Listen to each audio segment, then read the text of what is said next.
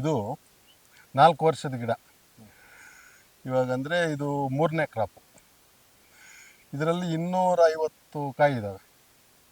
250 ಕಾಯಿ ಇದ್ದಾವೆ. ಆವರೆ ಒಂದೊಂದು ಕಾಯಿಯನ್ನು ಯಾವುದು ಸಹ 150 ಗ್ರಾಮ್ ಕಡಿಮೆ ಇಲ್ಲ.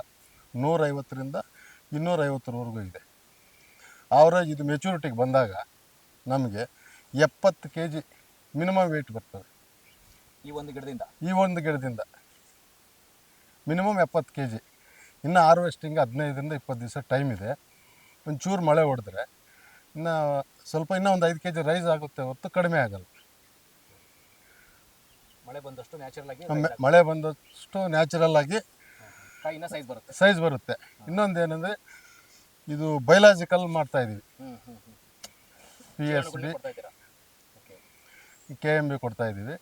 ಆದ್ದರಿಂದ ಫುಲ್ ಶೈನಿಂಗು, ಭೂಮಿಯಲ್ಲಿರುವ ಎಲ್ಲ ಪೋಷಕಾಂಶಗಳನ್ನು ತಗೊಂಡು ಇನ್ನು ಸೈಜ್ ರೈಸ್ ಆಗ್ತಾಯಿದೆ, ಶೈನಿಂಗ್ ರೈಸ್ ಆಗ್ತಾಯಿದೆ, ಕ್ವಾಲಿಟಿ ಇಂಪ್ರೂವ್ ಆಗ್ತಾಯಿದೆ.